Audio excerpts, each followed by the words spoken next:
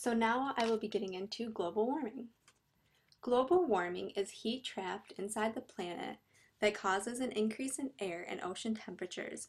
This creates a general warming effect that remains a vital issue in society.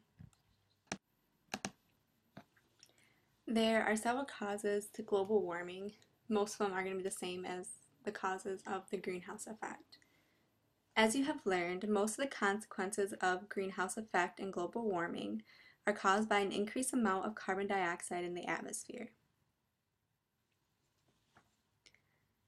Just some information for you guys is emissions from fossil fuel combustion account for about 65% of the extra carbon dioxide now found in our atmosphere. The remaining 35% is derived from deforestation and the conversion of prairie, woodland, and forested ecosystems primarily into agricultural systems.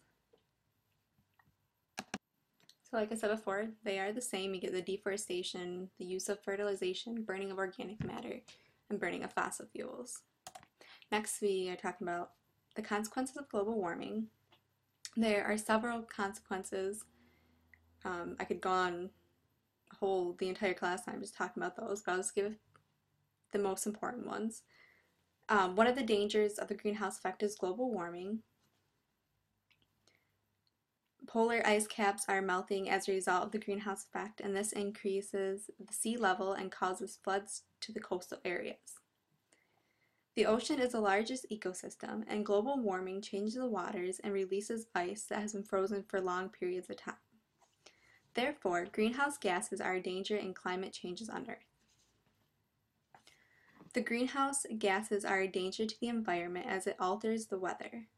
When the temperature increases, evaporation of water increases as well. This brings about an increase in rainfall as well as drier soil because of evaporation. This can change agriculture around the world with a lack of good soil to use for crops. The weather is affected in storms, which become increasingly violent due to global warming. As carbon dioxide increases, the ocean becomes more acidic. This acidification affects everything from an organism's ability to absorb nutrients to changes in chemical equilibrium, and therefore it affects the natural marine habitat. You also get problems with, like I said before, the agriculture due to the climate change, and there is also rise in tides. You have the change in the weather patterns, you have species becoming endangered and extinct, you get heavy droughts, you can have heavy floods, there's spread of disease. I mean, I could go on and on to talk about all these consequences, but we're just going to leave these as the main consequences. Future outlook of global warming. The natural resources can be depleted. We need to make sure that we find a balance between the environment and the industry, meaning that